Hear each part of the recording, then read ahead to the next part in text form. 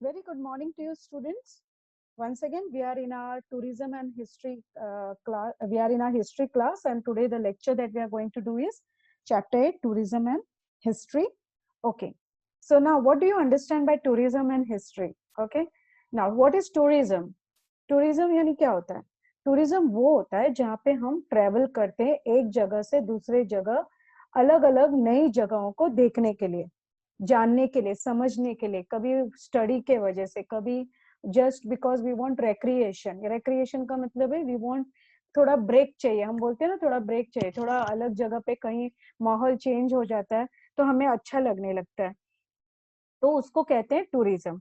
Now in this lesson we will learn how tourism was done in the past, यानी पहले कैसे tourism किया जाता था।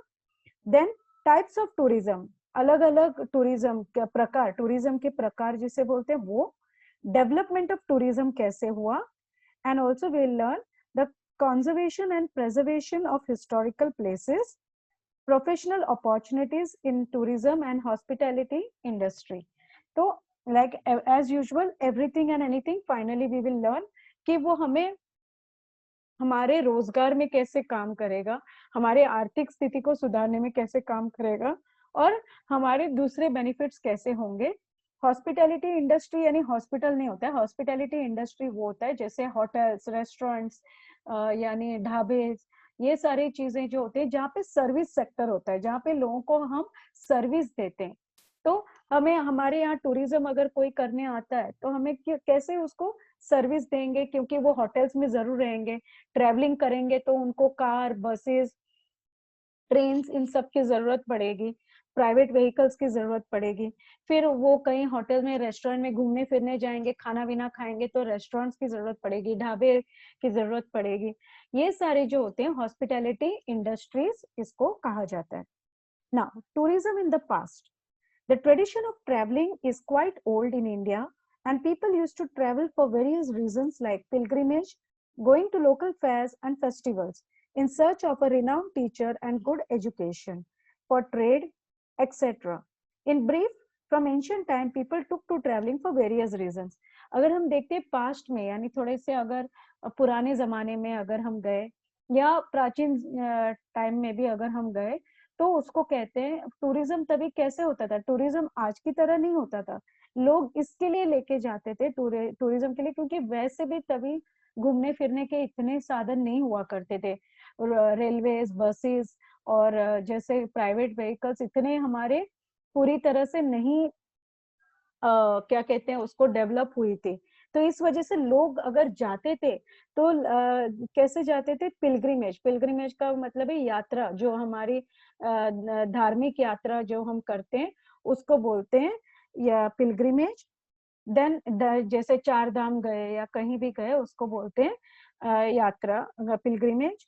Then going to local fairs and festival, fair का मतलब है मेला, और फेस्टिवल जैसे त्योहारों पे लोग, दिवाली पे, दशहरे पे हम देखते हैं ना लोग एक दूसरे के घर जाया करते थे, क्योंकि वही एक मौका मिलता था जब वो एक दूसरे अपने दूर दराज लोगों के साथ, अपने जो रिश्ते नाते हैं उनके साथ वो कनेक्ट कर सकते थे।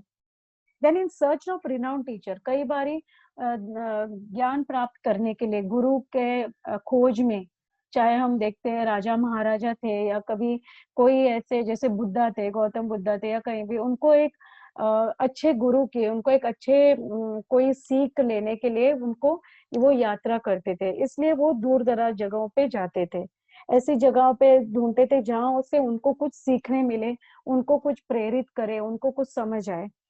तो गुड एजुकेशन ऑल्सो, फिर व्यवहार के लिए, ट्रेड के लिए भी लोग तभी पास्ट में टूरिज्म के लिए जाते थे। ओके, नाउ गौतम बुद्ध के बारे में बोलते हैं क्या है। The Buddhist literature tells us that Gautam Buddha travelled to several cities in ancient India for preaching. Buddhist monks were ordained not to stay at one place but keep traveling continuously to various places. Jain monks, sadhus, also used to travel constantly. Yuan Shuang, the Chinese monk, traveled to India in 630 CE, Common Era. In the medieval period, Saint Namdev, Saint Eknath, Guru Nanak, Ramdas Swami traveled extensively in India. अब ये जो सारे धर्म गुरु थे, ये सारे गौतम बुद्ध से लेके जो भी जैन के जो कीर्तनकारी थे, मंक यानी जो उनके गुरु थे, साधु थे, ये सारे जो चाइनीज के थे या मंक जो इंडिया में 630 सी में ट्रेवल किए, ये जो संत नामदेव, संत एकनाथ, गुरु नानक, रामदास स्वामी, ये सारे जो थे वो सभी जगहों पे पूरे इंडिया में फैल गए। वो क्यों फैल गए?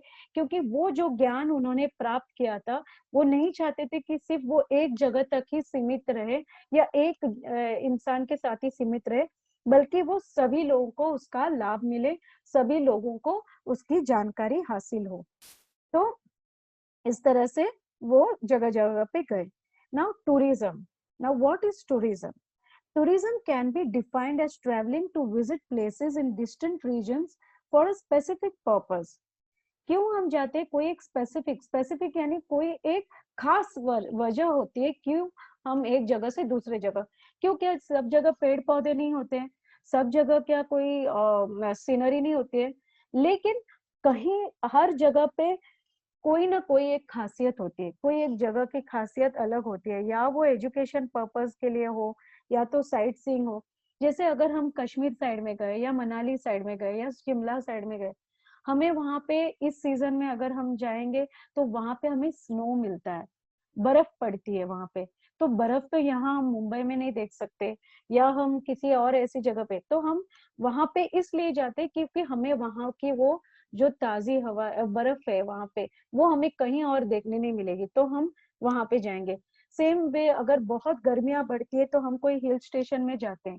क्यों जाते हैं? क्योंकि माहौल अलग होता है। तो एक स्पेसिफिक पर्पस होता है कि हमारी रोजमर्रा की जिंदगी से कोई एक अलग कुछ ध्यान, वहां पे हम कभी घूमने फिरने जाते हैं तो हम क्या करते हैं, हमारी जो रूटीन जिंदगी में खाना बनाना, काम पे जाना, स्कूल जाना, ये करना वो करना, उन सब से हमें ब्रेक मिलता है और हम सिर्फ वहां जाके रिलैक्स करते हैं।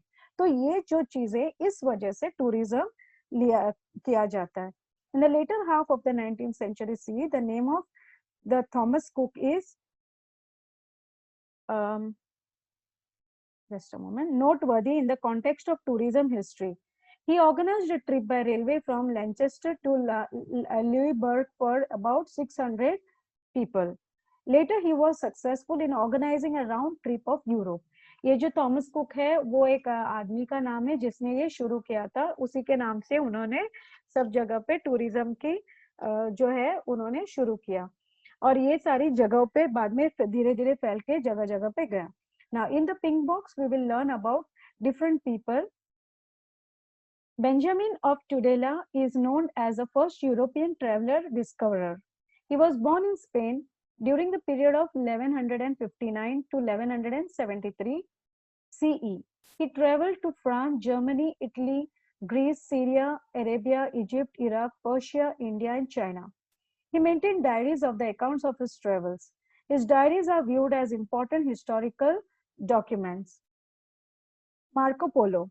This all, अगर आप देखोगे Marco Polo and all this all comes in जो wrong right pair है या जो भी objective filling the blanks है उसमें आता है, तो please इसके ऊपर ध्यान रखना। Marco Polo, the Italian traveler of the 13th century, introduced Asia, especially China, to Europe. He stayed in China for 17 years. He wrote about the flora and fauna, social life, culture, and tradition system of Asia. Ibn Battuta, the traveler of the 14th century, took the world on the virtual travel of the Islamic world with his travel accounts. He was traveling for 30 years. He had resolved not to travel twice on the same route. His accounts are helpful in understanding the medieval history and social life. Gerardius Metaker of the 16th century was a cartographer. He is known for creating a world map and globe of the earth. His work proved to be very useful for the navigation around the world. Okay, ये तो इनके बारे में उन्होंने दिया है जो भी ट्रेवलर्स थे। Now, ये थॉमस कुक के बारे में कंटिन्यूटी में, eventually Thomas Cook यानी Thomas Cook established a travel agency selling tourist tickets. This early venture of Thomas Cook opened doors for the development of modern tourism. ये जो उन्होंने जो शुरू किया था 19th सेंचुरी के बिगिनिंग में, उन्होंने छोटे स्तर पे किया, बाद में उन्होंने टूरिज्म के टिकट्स इशू करने शुरू किए और वहां से जाकर वो धीरे धीरे बहुत एक बड़ा हिस्सा बन गया। Now, the tradition of traveling from the corner to corner was prevalent in India from ancient times. Vishubhat Godse wrote down the accounts of his journey from Maharashtra to Ayodhya and back to Maharashtra. It is published as a book entitled Maza Pravas. Maza Pravas Marathi में यानी मेरी journey. Vishnu Bhatt traveled during times of Indian War of Independence in 1857. वो महाराष्ट्र से Ayodhya travel कर रहे थे और ये कब की बात है 1857 जब हम देखते हैं कि इंडिपेंडेंस की जो एक शुरुआत हुई थी मुहिम तभी से उन्होंने शुरू की. He was the eyewitness of many events related to this historical event. His accounts are full of detailed descriptions about various incidences during this period, especially those about the life of Lakshmi Bai, the Queen of Jhansi. We also get to know the nature of Marathi language of the 18th century. This book is one of the important sources of history of that period. Now, types of tourism. Types of tourism में अभी कौन कौन से प्रकार tourism के वो बताएंगे. पहले तो हम जानते हैं कि टूरिज्म कौन कौन से मेन जो होते हैं वो होते हैं local and interstate, historical tourism, then होते हैं international tourism, geographic tourism, health, agro tourism, sports tourism, tourism based on special events etcetera. This tourism has become an independent field of local, interstate, national and international businesses. The desire to visit national and international monuments, places of historical importance and natural beauty, ancient centers known for handicrafts, pilgrim centers, industrial centers and sites of various development projects, etc. promotes tourism. जैसे मैंने पहले भी बताया बहुत सारी वजह होती है क्यों टूरिज्म लिया जाता है. उनमें से उन्होंने ये कहा कि ये जो होती है अपनी इंटरस्टेट हो या लोकल हो या नेशनल या इंटरनेशनल हो, क्यों जाते हैं? क्योंकि या तो कोई नेचुरल ब्यूटी होती है वहां पे, एंशिएंट सेंटर्स होते हैं वहां पे, हैंडीक्राफ्ट्स होते हैं वहां के, जो हस्तकला जिसे बोलते हैं वो होते हैं, पिलग्रिम सेंटर जैसे मैंने अभी भी कहा कोई यानी कोई धर्म ट्रेवल होता है यानी धार्मिक ट्रेवल होता है उसके वजह से. फिर इंडस्ट्रियल सेंटर्स होते हैं वहां पे, यानी कोई भी ट्रेड करना हो, बिजनेस करना हो, उसके लिए लोग जाते हैं एक्सेट्रा. ये सारी चीजें क्या होती है टूरिज्म को बढ़ावा देती हैं. Tourists from all over the world wish to visit natural and man-made sites which offer a delightful and awe-inspiring experience. Awe-inspiring का मतलब होता है कि जब भी हम ऐसे देखते हैं तो हम एकदम हक्के बक्के से रह जाते हैं, हम उसकी सुंदरता बस देखते रह जाते हैं कि भगवान ने क्या ये बनाया है या ये कैसे ये चीज बनी है, या कोई मैनमेड भी चीज होती है और बहुत ही अद्भुत हो जाती है. तो वो कोई अद्भुत चीज देखकर जो हमारे मुंह से एक वो हमारी एक्सप्रेशन निकलती है उसको बोलते हैं ऑ inspiring experience. The place is like snow capped peaks, जैसे मैंने कहा कि जहाँ पे बर्फ पड़ती हो वो हमारे लिए अच्छा होता है. बीचेस होती है, प्रिस्टाइन जंगल्स, प्रिस्टाइन का मतलब है बहुत ही प्योर, बहुत ही नेचुरल, बहुत ही एक क्या बोलते हैं ब्यूटीफुल जंगल जो बोलते हैं उसको, which were neglected previously became important location for tourist interest. Mass media began to make special audio-visual presentations highlighting places of tourist interest. Tourism can be broadly typified into local tourism, interstate tourism, international tourism, religious tourism, historical tourism, health tourism, science tourism, agro tourism, sports tourism, tourism based on special events, etc. अगर हम देखते हैं local and interstate तो इसमें कौन से ये जो अब अभी ये क्वेश्चन आएगा what are the types of tourism, what is tourism and write types of tourism, any 3 और एनी 4. तो उसमें से आप ये आंसर्स इनमें से कोई भी 3 या 4 आप डिस्क्राइब कर सकते हो. यहाँ से ये मार्क्स आएंगे, जनरली 3 मार्क के लिए आ सकता है, 4 मार्क के लिए आ सकता है आंसर. तो इसको आप इस तरह से पहले आप डेफिनेशन दोगे टूरिज्म का और फिर आप एटलीस्ट 3 या 4 टूरिज्म आप एक्सप्लेन करोगे, तो जो भी आपको कंफर्टेबल हो वो. तो जैसे लोकल एंड इंटरस्टेट क्या होता है, लोकल यानी आसपास अपने जो जगह पे, जैसे अगर हम यहाँ से मुंबई देखने जाएं, मुंबई में क्या क्या है वहां पे टूरिज्म करने जाए तो उसको बोलते हैं लोकल. इंटरस्टेट क्या होता है, यानी महाराष्ट्र के अंदर ही हम जगह जगह पे जाते हैं, जैसे हम यहाँ से लोनावला गए, खंडाला गए, पूना गए, नागपुर गए, नासिक गए, तो इसको बोलते हैं inter state tourism. Okay, now what is international tourism? International tourism obviously जैसे नाम दिया है हमें समझ में आता है, जैसे इट इज गोइंग अब्रॉड, यानी इंडिया से बाहर कभी कहीं भी हम ट्रेवल, जैसे हम इंडिया में रहते हैं तो इंडिया से बाहर wherever we go it will be called international travel. And how will we doing this? Marine transport, एक तो हम सी रूट से जा सकते हैं, marine transport has linked the coastal regions, there is trans European railway route, aviation, aviation यानी by air, तो ये हम बाय एयर जा सकते हैं। They include people traveling for studies, relaxation, sightseeing, and professional assignments, that is meeting agreements, etc. And also for shooting of films. अगर हम देखते हैं फिल्म्स के लिए शूटिंग जब होती है तो वो अब्रॉड होते हैं। Now, what is historical tourism? This type of tourism is popular all over the world. Tours to the historical places are arranged to satisfy people's interest in history. बहुत सारे लोग होते हैं जिनको हिस्ट्री में बहुत रुचि होती है, जो एक हिस्टोरियन की तरह जो हिस्ट्री में अपनी एक प्रोफेशनल अपॉर्चुनिटीज जानना चाहते हैं, ढूंढना चाहते हैं, और वो अपनी स्टडी या थीसिस पीएचडी करते हैं हिस्ट्री में, तो ये जो होते हैं स्टूडेंट्स होते हैं, वर्क वाइज होते हैं, वो हिस्टोरिकल टूरिज्म करते हैं। So it can be noted that Gopal Nilkant Dandekar, a renowned Marathi writer, used to arrange hiking tours to forts in Maharashtra to explore the sites closely linked to Chhatrapati Shivaji Maharaj and its achievements. Tours are also arranged to important historical sites in India, such as forts of Rajasthan, ashrams of Mahatma Gandhi and Acharya Vinoba Bhave. Important places related to Indian war also of independence of 1857 etc. ये सारी चीजें जो होती है वो historical tourism में आ जाती हैं, जो भी फोर्ट्स होती है या जो भी हिस्टोरिक पॉइंट ऑफ व्यू से जो भी प्लेसेस होती है वो। Now valleys of flower, the people of various religions, ये फोटो उन्होंने वैली ऑफ फ्लावर का दिया है। Then people of various religions communities are dispersed globally, dispersed का मतलब है फैले, फैलना, जगह जगह पे ग्लोबली फैले हुए हैं।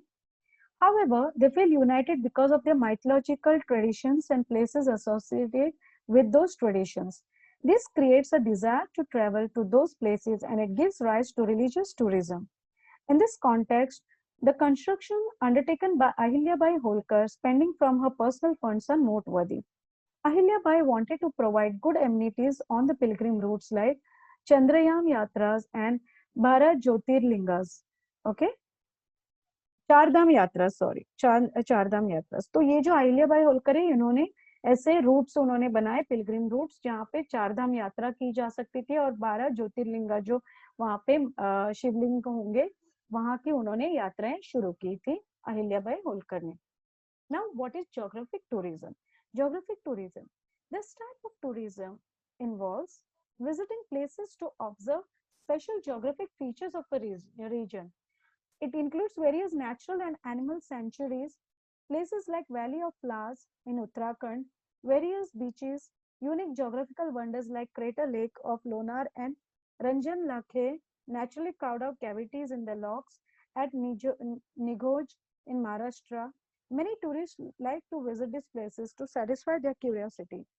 अब ये जो होती है ज्योग्राफिक टूरिज्म क्या होती है, जैसे कई कई जगहों पे क्या होती है ज्योग्राफिकल रीजन, जैसे उन्होंने कहा कि कहीं पे भी कोई पत्थरों पे जैसे कैविटीज फॉर्म हुए हैं अपने आप से, बीचेस होते हैं, यूनिक ज्योग्राफिकल क्रेटर होता है कहीं पे, या कहीं पे हम देखते हैं जैसे ऑस्ट्रेलिया में एक रेड माउंटेन होता है जो पूरी तरह लाल है, क्यों है कोई नहीं जानता, वहां पे कोई इतना अभी तक एक्सप्लोर नहीं कर पाया। पिरामिड्स होते हैं जैसे इजिप्ट में, ये सारी जो ज्योग्राफिकल जो टूरिज्म होती है, जो लोग एक ज्योग्राफिकल पॉइंट ऑफ व्यू से देखना चाहते हैं, वो ज्योग्राफिकल टूरिज्म करते हैं। हेल्थ टूरिज्म, अभी हम देखते हैं जब भी कोई किसी की सेहत अगर खराब हो तो लोग डॉक्टर क्या कहते हैं, कोई ऐसी जगह पे जाओ, अलग जगह पे जहाँ पे हवा पानी थोड़ा बदल जाए और इंसान सही हो गए, तो इसके लिए बोलते हैं health tourism, where you take this tourism for generally जो बीमार होते हैं, जो गर्मी के, जैसे अगर हम मुंबई में गर्मी है हमारे यहाँ, तो हम ऐसी कोई ठंडी जगह पे जाने की सलाह दिया जाएगा डॉक्टर के द्वारा, जहाँ पे हमारे लिए सही हो। जो ठंड के जगह में रहते हैं उनको कहा जाएगा कि चलो आप जहाँ पे ज्यादा धूप पड़ती है ऐसी जगहों पे चले जाओ। तो ये जो होती है जो अपने हेल्थ वजह से क्या होते हैं उसको बोलते हैं health tourism. Agrotourism. Agrotourism is also known as agriculture tourism, is rapidly developing, specially meant for the urban population, which has very little exposure to rural life and agriculture. Now, Indian farmers are also visiting faraway places for agricultural research center, agricultural universities and countries like Israel, where experimentation is advanced technology of agriculture is carried out. अब agricultural tourism क्या होता है कि generally क्या होता है, या तो फार्मर्स जिसको अपने फार्मर्स वो होते हैं जिनको अपनी नई नई सीख, उनको नए नए फार्मिंग के तरीके सीखने होते हैं, या वो लोग होते हैं जिनको एग्रीकल्चर में बहुत इंटरेस्ट है, लेकिन क्योंकि हम शहरों में रहते हैं, हमारी एग्रीकल्चर के साथ, कृषि क्षेत्र के साथ कोई लेना देना नहीं है, तो हमें उसके बारे में जानकारी नहीं है, तो ऐसे लोग एग्रो टूरिज्म करते हैं. Now, what is sports tourism? Sports tourism was developed in the 20th century. There were various uh, uh, sports events organized on international level like Olympics, Wimbledon, World Chess Championship, and international cricket tournaments, etc. While there are events like Himalayan Car Rally on national level, events like Maharashtra Kesari wrestling competitions are organized on state level. Traveling to attend such events comes under sports tourism. जब भी हम कोई sports activity के लिए, जैसे कोई भी bungee jumping होता है, या इन्होंने कहा कार रेसिंग इवेंट्स होती है, या कार रैलियां होती है, या हिमालयन रैली होती है, जैसे हम देखते हैं माउंटेन रेसिंग ये हो होती है, तो इसको कहते हैं sports tourism. Now tourism based on special events, यानी कोई भी ऐसे खास कोई इवेंट होती है, उसके बेसिस के ऊपर जब कोई टूरिज्म बेस्ड होता है, उसको बोलते हैं tourism based on special events. So in that, people want to travel and they are often on the lookout for special reasons to do it. In the 21st century, it has become common to organize such events, which also helps to promote tourism. Film festivals, various types of seminars and conferences, international book exhibitions, etc. are examples of such special events. People keep visiting several places to attend such special events. Many literature enthusiasts in Maharashtra travel every year to attend Akhil Bharatiya Marathi साहित्य सम्मेलन. Okay, तो ये होते हैं special event, जैसे कोई कोई सम्मेलन, कोई ऐसे सेमिनार, कोई ऐसे कॉन्फ्रेंस अटेंड करने जाता है, तो उसको कहते हैं फॉर स्पेशल इवेंट्स को ट्रेवल करना, tourism. Then now development of tourism. अब टूरिज्म कैसे डेवलप हो गया, यानी कैसे उसमें क्या बोलते हैं इजाद हो गई, कैसे उसमें एक एक नई नई चीजें आ गई. The crucial issue in the development of tourism is providing proper guidance to national and international tourists about various aspects of the cultural actual travel, proper social conduct during the tour and during their stay at the destination places, giving priority to ensure safe transport and security facilities for the tourist, amenities of reasonably good standard, availability of good accommodation, good washroom facilities on the travel routes is of great significance in promoting tourism. It is also very important to pay special attention to the special needs of handicapped tourists. It is important to take a few primary precautions in order to preserve the historical sites. It is essential that few things should be avoided at any instance. For example, vandalizing or defacing the heritage monuments and sites. In order to avoid it, everybody should refrain from activities like writing on the walls or carving on the trees, paint ancient monuments in garish colors, etc. Lack of good amenities in the precincts of the heritage sites causes filthiness.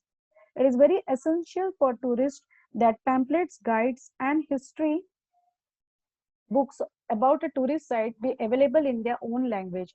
Hence, such literature should be made available in various languages. It would be helpful if the taxi drivers are trained to converse in more than one languages. They may also be trained as tourist guides. वो कहते हैं कि development of tourism कैसे किया जाता है, कोई guidelines उन्होंने दी है, उनमें से ये है कि एक तो हमें उस जगह की हमने ध्यान रखना चाहिए, उस वहाँ की स्वच्छता का, वहाँ के मॉन्यूमेंट्स के साइट्स का हमें ठीक से देखभाल करना चाहिए. फिर हमें उसको प्रमोशन करने के लिए प्रॉपर उसकी गाइड टूरिस्ट गाइड बुक्स होनी चाहिए, गाइड्स होने चाहिए, उसके प्रॉपर उन्हें, जैसे हम देखते हैं ना वहां पे किसी भी मॉन्यूमेंट के ऊपर प्लेकार्ड्स लगे होते हैं जहाँ पे उस चीज के बारे में, उस जगह के बारे में इंफॉर्मेशन लिखी जाती है, वो कब से बनी थी, कहाँ की बनी है, उसके बारे में डिटेल होता है। अगेन जब टूरिस्ट जाते हैं तो उनकी सारी सुख सुविधाओं का हमें ध्यान रखना चाहिए। जैसे पहले भी कहा है, हॉस्पिटैलिटी इंडस्ट्री, सर्विस इंडस्ट्री, जैसे उनका खाना पीना, घूमना फिरना, उनका रहना सहना, ये सारी उन जगहों का प्रॉपर उसका क्या बोलते हैं, उसकी सुविधाओं का ध्यान रखना चाहिए टूरिज्म के लिए। फिर जो भी टैक्सी ड्राइवर्स है, कहते हैं कि उनको भी अलग एक लैंग्वेज से ज्यादा, जैसे मानो अगर हम साउथ में गए, मद्रास में गए, और अगर मानो वो सिर्फ लैंग्वेज सिर्फ अपना वहाँ का स्टेट का, जैसे अगर वो सिर्फ मद्रासी जानता है, या वो सिर्फ तमिल ही जानता है, वो सिर्फ मलयालम ही जानता है, तो जो बाहर के लोग आते हैं वो उनको कुछ नहीं समझा पाएंगे, ना ये उनको बता पाएगा, तो उसमें दिक्कत आ जाएगी। तो एक तो उनको दूसरी लैंग्वेज एक से ज्यादा, चाहे हिंदी हो चाहे इंग्लिश हो, उनको समझ में आनी चाहिए, जिस तरह से वो उनको गाइड कर सकते हैं, और इसी तरह वो टूरिस्ट गाइड का काम भी कर पाएंगे ना। Conservation and preservation of heritage sites. अब जब भी, जैसे उन्होंने पहले इसमें भी उन्होंने कहा है और अब भी इसमें कहा कि हमें हमेशा हमारे जो हेरिटेज साइट्स है, हमारे ये जो हिस्टोरिकल साइट्स होती हैं, तो हमें इनका खास ध्यान रखना पड़ता है। ये ध्यान रखना पड़ता है कि वो यानी कैसे होते हैं, वियर एंड टियर, जैसे एटमॉस्फेयर के वजह से, या बहुत सारी जो उस पे चेंजेस आती हैं, जैसे धूप, पानी, तूफान, इन सब वजहों से सालों साल उनके ऊपर जो मार पड़ जाती है, तो उसके ऊपर हमें उनको कॉन्जर्व करना है। कॉन्जर्व यानी उनको हमें उनकी देखभाल करना है।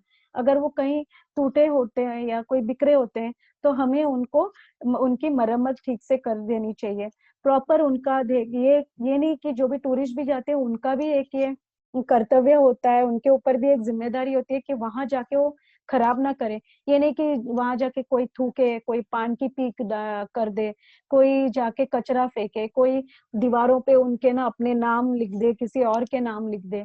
तो ये सारी चीजें जो होती हैं, you must not do that. तो इस तरह से हमारी जो हेरिटेज साइट्स है वो हमें कॉन्जर्व और प्रिजर्व करनी पड़ती है। ओके, देन उसके बाद क्या होता है, उन्होंने यहाँ पे जैसे उन्होंने कहा है, professional opportunities in tourism and hospitality industry. वो कैसे होगा? Tourism and hospitality is an industry with potential to create maximum employment opportunities. अगर हम देखते हैं, बहुत सारे जो हमारे स्टेट्स होते हैं, जैसे गोवा होते हैं, कश्मीर होता है, या जैसे राजस्थान भी होता है, वो ऐसे कई सारे साइट्स होते हैं, खास करके साउथ साइड्स में होते हैं, वो सिर्फ टूरिज्म के ऊपर ही उनकी मेजोरिटी जो होती है आमदनी होती है वहां पे, इन स्टेट्स पे। क्यों? क्योंकि यहाँ पे दूसरे कोई रोजगार का ज्यादा साधन नहीं होता है, वहां पे मंदिर ज्यादा होते हैं, वहां पे फोर्ट ज्यादा रहते हैं, हिस्टोरिकल साइट ज्यादा होते हैं, वहां पे उनकी जो एटमॉस्फेयर, क्लाइमेट्स होती हैं, वो सारी जो होती है टूरिज्म को बढ़ावा देने के लिए ज्यादा काम आता है। तो उनके उधर, जैसे अभी मुंबई में तो फैक्ट्रीज है, ये है वो है, बट इसके लिए मुंबई को टूरिज्म के ऊपर ज्यादा डिपेंड नहीं होना पड़ता है। लेकिन वो मुंबई जो है वो ट्रेड के ऊपर चलता है, बिजनेस के ऊपर चलता है। लेकिन जैसे मैंने अभी मेंशन किया, गोवा और ऐसे सब जगह वो टूरिज्म के ऊपर ही डिपेंड होते हैं। तो इस वजह से वहां पे हमें ज्यादा प्रोफेशनल अपॉर्चुनिटीज देखने को मिलती है। Now in this they have given there is a tremendous scope for experimentation and innovation. यहाँ पे a good number of opportunities for employment are available in tourism and hospitality industry. जैसे मैंने कहा, अभी हर क्षेत्र में जहाँ पे एक स्टेट में कहाँ पे टूरिज्म अगर जहाँ पे डेवलप होती है, तो वहां पे करोड़ों लोगों की जो होती है आमदनी शुरू हो जाती है, क्योंकि छोटे मोटे सारे बिजनेसेस जो होते हैं वो उनके ऊपर डिपेंड होते हैं। कि जैसे केटरिंग होता है, खाना बनाने वाले होते हैं, सामान पहुंचाने वाले होते हैं, इंडस्ट्रीज होते हैं, ट्रैवलिंग होती है, कार्स होते हैं, बसेस होते हैं, रेलवेज होते हैं, हॉस्पिटल्स होते हैं, वहाँ के जैसे होटल्स होते हैं, रेस्टोरेंट्स होते हैं। तो वहाँ पे फूड पेमेंट, एयरपोर्ट, वीजा, ये सारी जो चीजें होती है, इनके वजह से क्या होती है, टूरिस्ट गाइड्स होती है, टैक्सी ड्राइवर्स होते हैं वहाँ पे, ये सबके रोजगार उनसे चलते हैं। तो इस वजह से प्रोफेशनल अपॉर्चुनिटी जो है टूरिज्म और हॉस्पिटैलिटी से इंटर रिलेटेड है, बहुत ज्यादा गहरा नाता है। Now development of tourism in Maharashtra. अब क्योंकि हम महाराष्ट्र में रहते हैं, महाराष्ट्र के बारे में जानेंगे कि टूरिज्म डेवलप कैसे हो गया महाराष्ट्र में। Maharashtra is a state blessed with rich heritage. The much admired rock-cut caves, paintings, and sculptures of Ajanta, Vellore, and Gharapuri in Elephanta, pilgrim centers like Dhenu, Aladi, Jejuri, Pandharpur, Shirdi,